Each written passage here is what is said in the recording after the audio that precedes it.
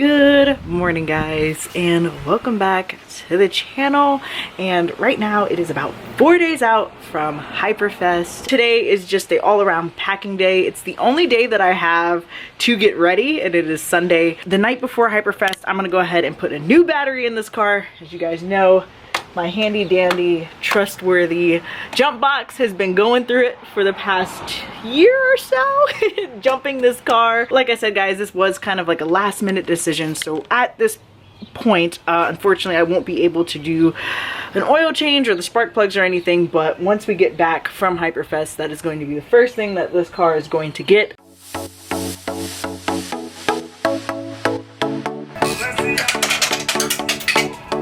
That better have hit the ground.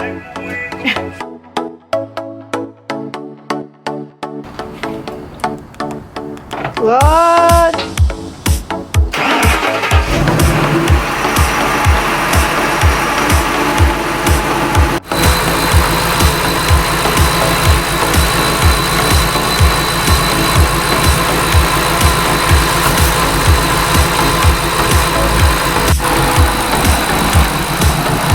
Alrighty, guys, got the new battery in. Goodbye to the old one.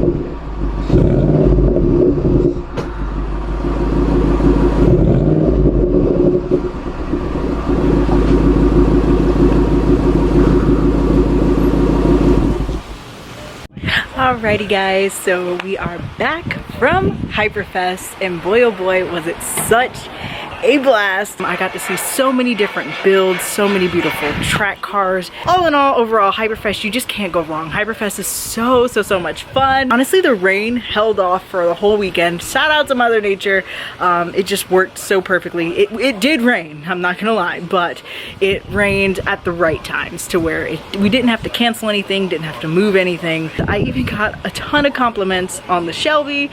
I think the most heartwarming one was like, you hands down have the best Mustang here. And I'm like, mind you, this event was sponsored pretty much by Ford Mustang. It was just like, oh, thank you guys so much. It warms my heart. As much fun as Hyperfest always is, unfortunately for Bo, all of his demons decided to come out and play all at the same time. Every single issue that he has cropped up that weekend. Let's go ahead. I'm gonna go ahead and sit down with you guys and give you guys the full story on what's been going on with the Mustang. Pretty much why you guys haven't really been seeing him much on the channel. Why there's really been no content coming out with him until now. This is the baby. Alrighty. Let's go ahead and get into talking about what's been going on with the Shelby. Pretty much what's been going on. I feel like I've just kind of stopped posting, which I did, but my videos have been far and in between. I guess the basic simple way is life has just been happening. It's real life, you know what I'm saying? It takes months to build my cars. If you don't want to sit through this part of the video, I will go ahead and link the Facebook post that I made down below so you guys can go ahead and just read it and see what's going on with the car. Also, we'll leave a timestamp so you guys can go ahead and skip forward, just in case you guys don't want to hear me ramble and just want to see me work on my car. Alrighty guys, so with that being said, let's go ahead and get into the nitty-gritty on what is going on with Bo and why he's been so hidden and secretive. I have everything written down on my phone, that way I don't forget anything or mess up or anything. Let's go ahead and we're gonna go back to 2021. That was when I bought the car, and we had our very first track day, and it was honestly a blast. I had so much fun. Definitely enjoy learning this car and being able to do pulls and everything. Rest in peace, Atlanta Dragway, you will be missed. During that event, I experienced my first supercharger cooling issue in my first pass. I had coolant spray all over my windshield and everything, so I pulled back in the pits, let the car cool down, that kind of thing. Pretty much after some research, come to find out these heat exchangers on these Shelbys suck from factory, so a lot of people go ahead and upgrade them, especially if they're a track car. I know this one guy, he road races his, and he was saying in the forums that he definitely upgraded his and has no issues since. So that is definitely one thing I took into consideration. So let's fast forward to October of 2023. About a week or two before Ocean City cruising, did a highway pull together, and during that time, coolant spray. I am like, well, here we go again. You know, this has happened before. He does this. The moral of that story was I had a bag that got stuck down here. So the car already can't breathe. Luckily, the bag was only on there for a short amount of time. The following weekend for cruising Ocean City, that's kind of where stuff started going downhill for this car. That weekend, I do remember starting my car and being like, you sound funny. You don't sound the same. During that event, I had one of my buddies kind of ride with me to help diagnose this issue. It was more of like a fuel cut type, almost like a misfire thing. Pretty much once this car gets up to 80, he kind of like cuts power. He has no power anymore. He, you know, just kind of just lets himself go. Back then, I'm saying in like comparison, like the powerhouse of the car was still strong. Once you hit 80, it kind of cuts power. It's not really happy.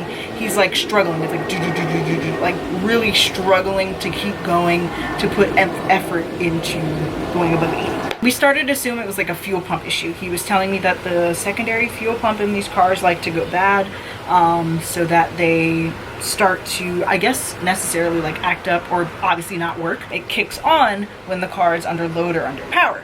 So we kind of just assumed that, hey, this car needs a fuel pump.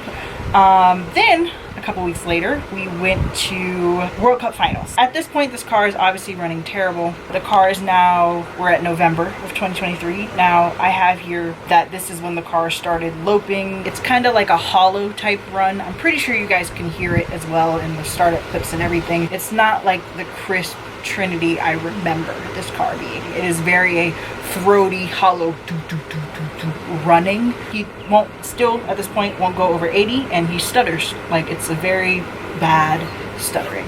He did also spray coolant again during this trip. So honestly, that was our last hurrah, and that trip there was a lot of pulls done, I'm not gonna lie. During one of my pulls, I did feel a snap. Like, it felt like a rubber band snapping. Now, me personally, I think that has to do with the supercharger. I think that is really where the supercharger problem lies. I think it's something internal in my supercharger just does not work anymore. It's done. It's toast. And unfortunately, that is the last time I have heard my supercharger whine. I have not heard it since. It has not, I guess, been running correctly or working correctly since.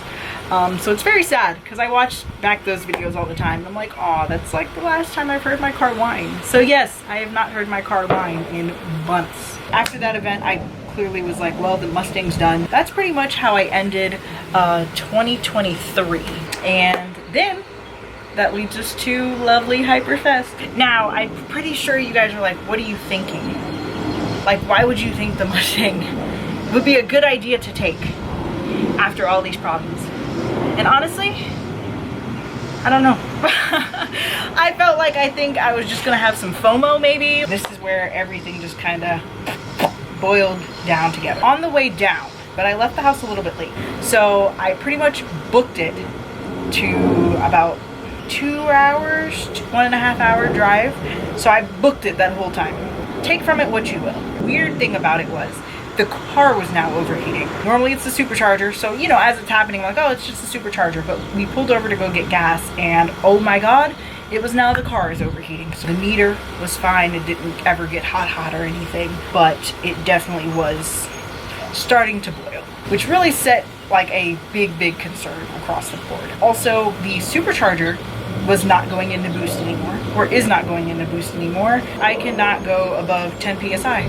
Once I do, everything just starts feeling sluggish. So all weekend I had to keep the car out of boost to make sure he was not going into boost, because if I did, the car would pretty much fall on his face. Very flat. The supercharger actually was fine all weekend. I didn't really have any problems with that, otherwise than the boost problem. Once I got home, the next weekend of Hyperfest, obviously, I went ahead and took a look, because I'm concerned. Why is the car overheating now? This has never happened before.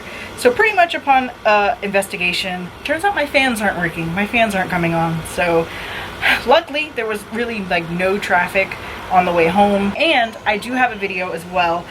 Same day, or around the same day, I went ahead and did a startup of the car, and he's puffing smoke now. White smoke. And you guys know what that means. Maybe a head gasket. If you guys stuck around for this whole story time, hopefully it wasn't all over the place. I know I'm probably very bad at telling stories. What it boils down to is head gasket, supercharger shot, fans are gone, he's having cooling problems. Yeah, so that is what's going on with my GT500, and I thought I'd go ahead and give you guys info as what's going on, why the car is running wrong, what happened. This is just definitely going to be a process. It's going to be a several month process, and I hope you guys definitely stick around for it, because I'm definitely excited. I cannot wait to get this car running correctly and back on the track.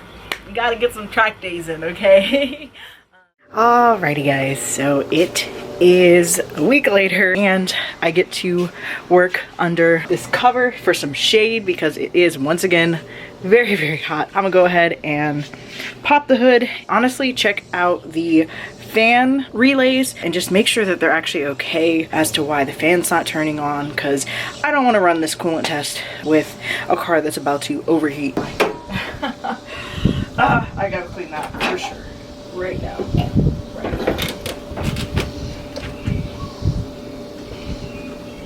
Coolant level is still high. All right. So in my research online, this could either go one of two ways. One, my fan just went kaput. That's best case scenario. But worst case scenario, it seems that apparently these cars, like S197s in general, seem to have one of the relays go absolutely bad and actually like burn through its housing and everything. So like a lot of guys were like, oh, I normally like relocate it and blah blah blah, like a lot of wiring that I don't want to do. It's so cool, because now like everything is electronic. This is so awesome. So I think it said it's 50. Powertrain. Cooling fan number 50 up here. So we need 50. That's for the high. So the relay number 50 is for the cooling fan high. 55 is the cooling fan for the low. So game plan is I'm gonna take 55 and 50 and I'm gonna swap them.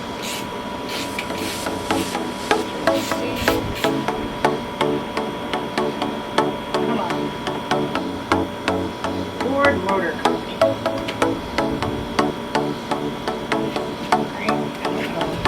But that's what 50 looks like.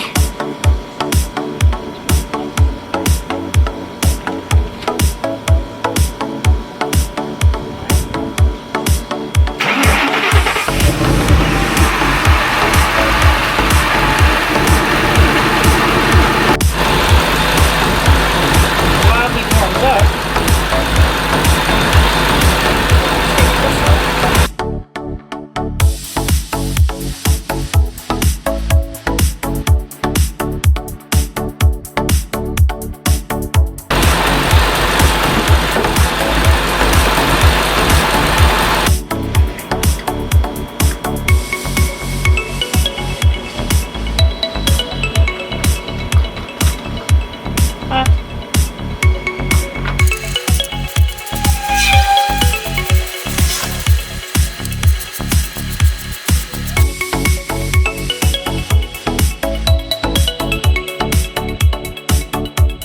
have no idea what those are. So.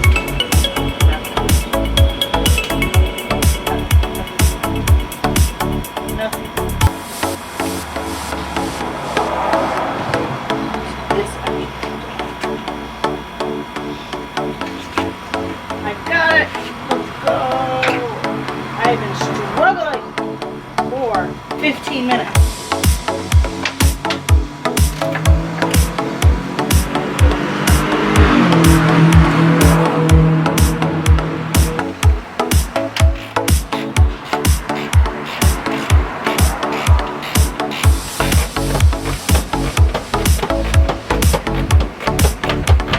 To put this without disconnecting anything. Bow, do not fall. Alright, this guy is kind of out of the way already.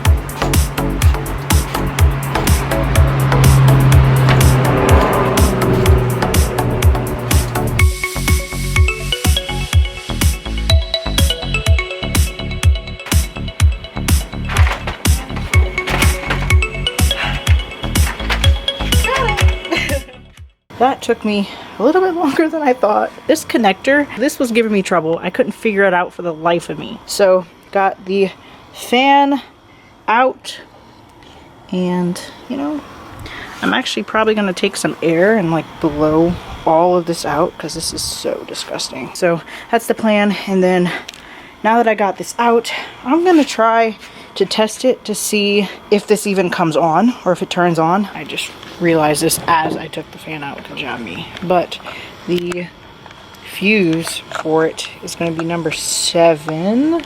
And after taking it out and looking at it, it's fine.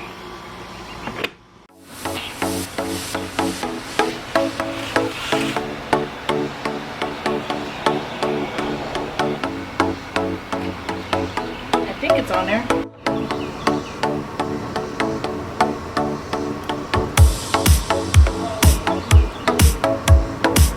Okay, 12.4 volts.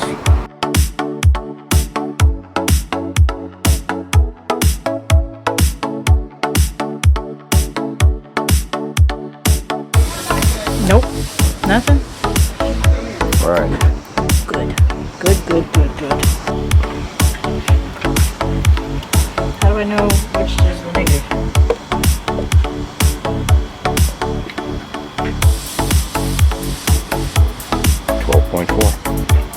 Good. Well, you're sending power to it.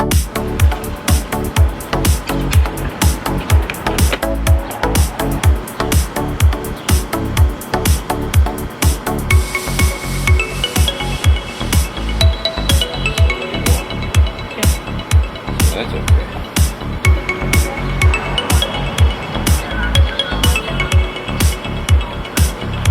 Push.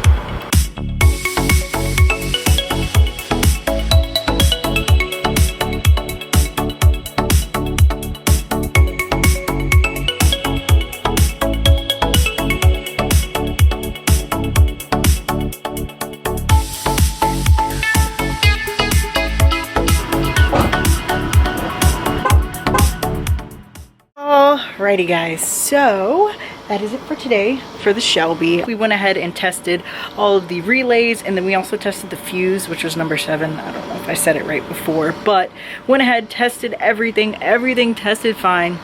Thank God. There is power going to the fan. It's just the fan not coming on. So that means the Shelby is going to get a brand new fan. Super happy that it's not the classic burning of the fuse box thing where there's just everything's all messed up in the fuse box. Thank God it is not that. I will catch up with you guys when I get a new fan and I can get it installed.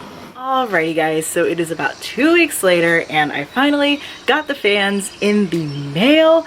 I am super excited to get this back on the car and hopefully keeping him a lot cooler. I went ahead and bought the Ford SVT cooling fan, the one that comes on the car from factory. And huge shout out to American Muscle. I got it from them. They are my saving grace for pretty much almost anything, honestly. I tend to use them a ton. They always seem to have what I need at honestly the best price I can find. So huge shout out to American Muscle for super fast shipping and getting me the fan so I can move forward in my testing process with the Shelby. Let's go ahead and get this new fan unboxed and on the car.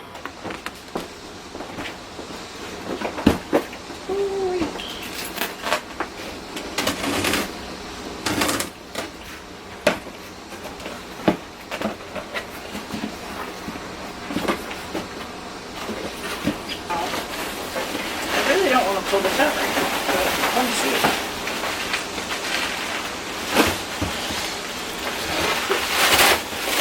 Cool beans, new fan. Hell yeah.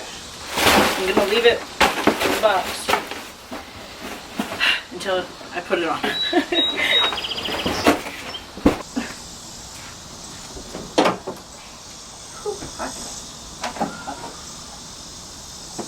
Alright, so we got here. It's rain. You can see that. Alrighty guys, so I'm a little bit directionally challenged, but I finally got it back how I had it before, and I also got my little baggie of bolts. I'm gonna go ahead and take the new fan out, put it in here. I'm gonna plug it up. I'm gonna see if it turns on. Fingers crossed it does. I feel like I say this every time, and I feel like I need to stop saying it, but it should just be a pretty straightforward install. Also, I do want to do an injector test and then possibly change the fuel filter on this thing. Just because I feel like this car is having a fuel issue at the same time too, which has been speculated over the past couple of months. So I do want to test that as well. And then, like I said, I also want to do a compression test on this car, just to see how the compression is doing. You know, obviously if the head gasket is bad, we kind of get a general basis that something along those lines might not be holding up to compression. But obviously once we get the head gasket test, that's going to really be the tell-all of everything, just to kind of cover bases, because who knows, we might not really have a worse problem than what it is. But anyway, let's get this fan going.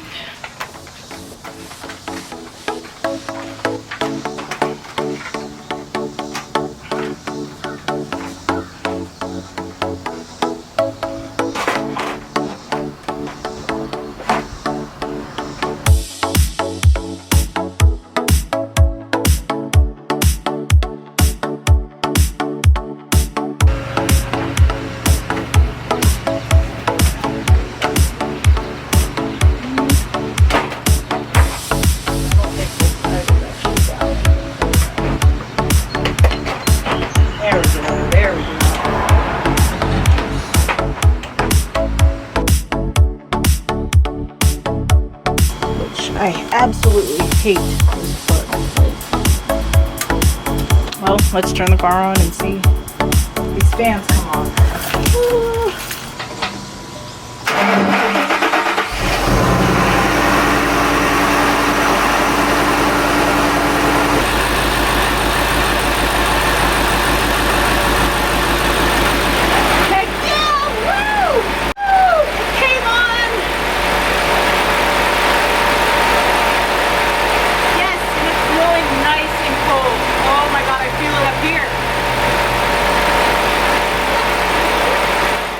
Alrighty guys, so yes, we have working fans now. Woo! I'm so excited. The fan come on. I could feel it up here with the coolness of the fan. So it is definitely working. I'm gonna go ahead and bolt the fans back up, get everything all situated, hooked up again.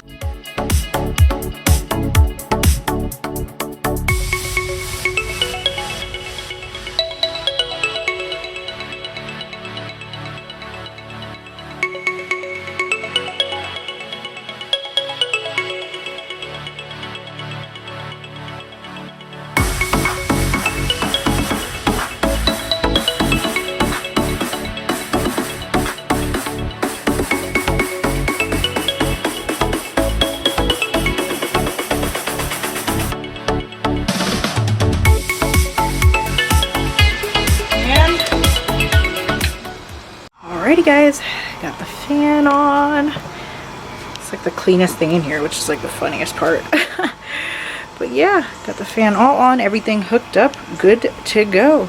So as I'm sitting here, this is super high again. So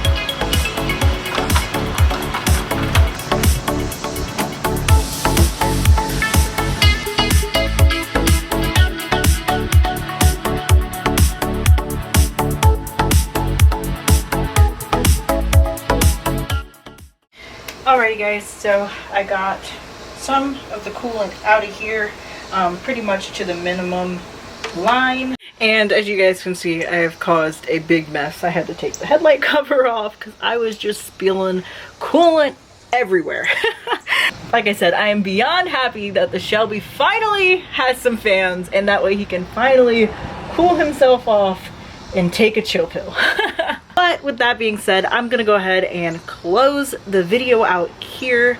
Thank you guys for watching. Hope you guys enjoyed. Make sure you guys go ahead and like and subscribe and comment down below. Let me know what you guys think is wrong with the Mustang. Let me know. I am definitely open to input and thoughts and what you guys think, and let me know if you guys had any similar problems as well. Make sure you guys follow me on Instagram to keep up with me, the Shelby GT500, and the 69 Camaro. And if you guys are interested in any bonus automotive content and behind the scenes, make sure you guys go ahead and check out my Facebook. There I make sure to post more behind the scenes on what's going on. You also kind of stay more so up to date in real time on when things are being installed and what projects I'm working on. And with that being said, I will catch up with you guys later. Okay, bye.